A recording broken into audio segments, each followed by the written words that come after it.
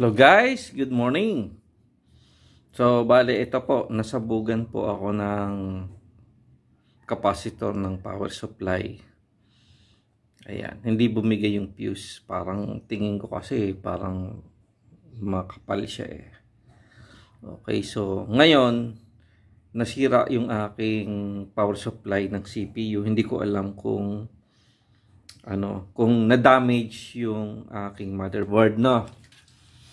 Ngayon, so naghanap pa ako ng ibang power supply. Ngayon, ito po ay hindi gumagana.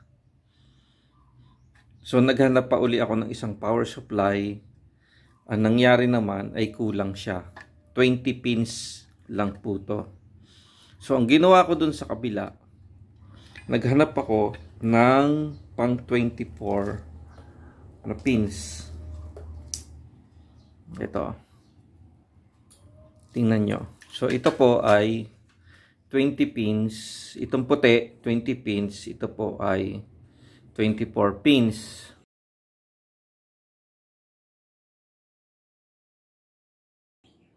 Ayan. So, bali ang ginawa ko po ay ang nangyari, itong sirang kable ay kinuha ko tong detachable kasi ito eh. Kinuha ko tong 4 pins at ikinabit doon sa sa 20 pins. Ngayon, so pareho lang ba siya ng pins ng power? So ang ginawa ko, hinanap ko. Color coded naman siya eh.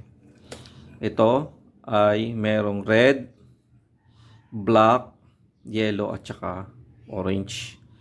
So, ang ginawa ko ay ikinabit ko, nagtap ako dito sa kanya-kanyang kulay.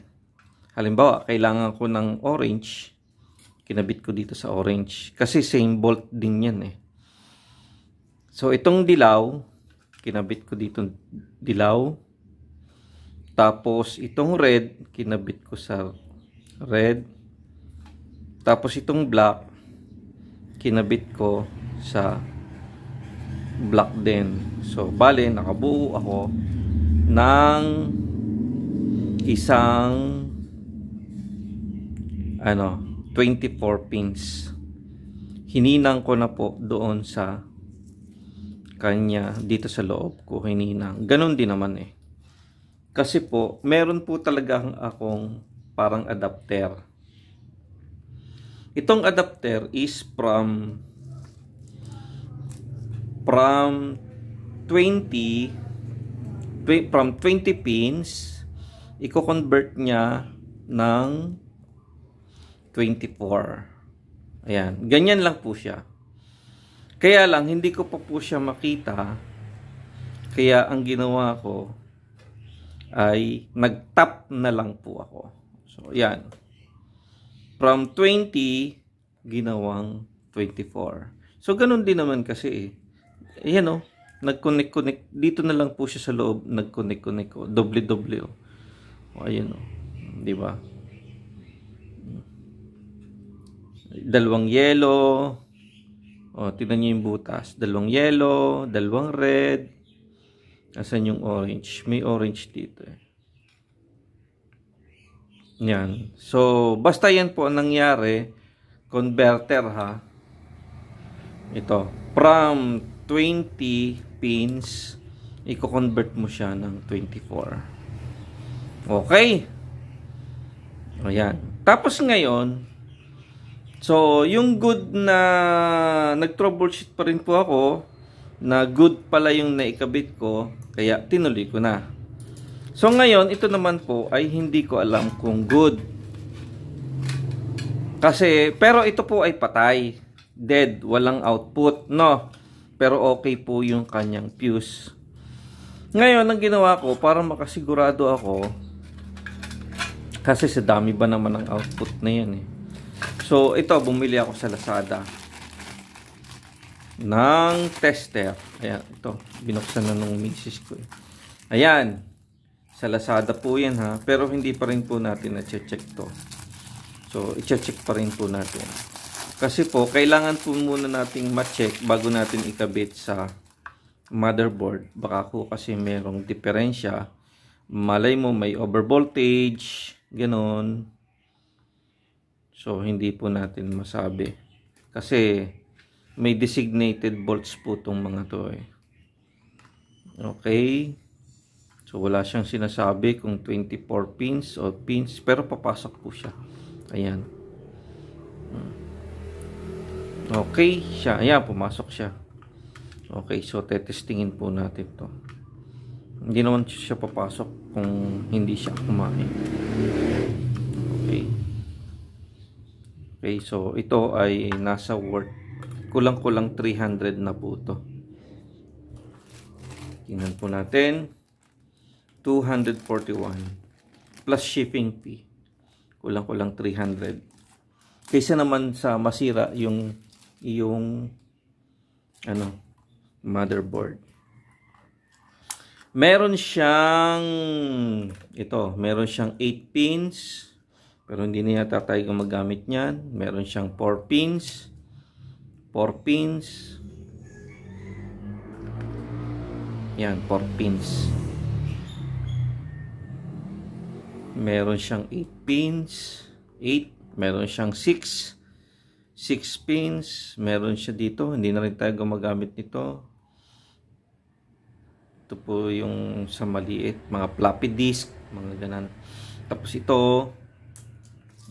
Yan dyan. Ito. Yan, nakikita niyo po yung maliit na yan. Ito po yun. Tiyara! Hindi naman papasok yun kung wala eh. Okay? So, marami siyang saksakan. Ito naman. Ito. Kahit naman, siguro, masasabi natin na iisa lang naman ho ang pinanggalingan nitong bolts na ng supply na to eh. Ayan.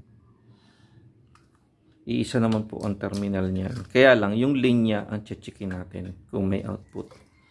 Okay? So testingin na po natin po to ha. Okay, so sana nakatulong po ako. Okay, maraming salamat. Okay, so titingnan natin kung puputok. Aba, may ilaw siya oh. Ibig sabihin okay itong power supply. Ayun oh. May voltahe siya. Pero pag doon ikinabit mo, wala siyang ilaw. Okay.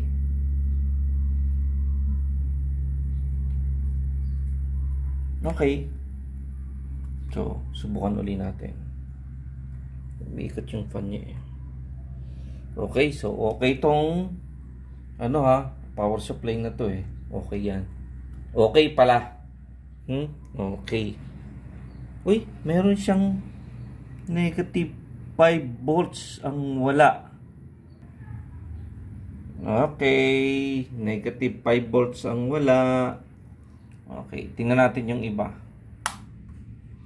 Okay. So, meron tayo ditong isa pang power supply. Ang problema ay maikli ang kanyang yung kable niya. Hindi abot. Ibang design kasi ito eh. Sa HP kasi ito. Okay, so testingin din po natin yan.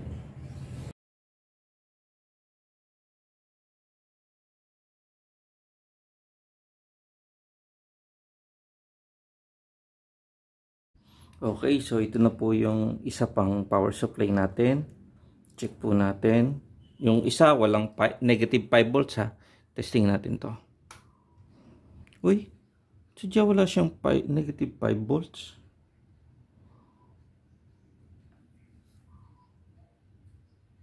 Okay. At least nakita na natin. Okay. Okay, thank you. So, testingin mo muna ulit natin.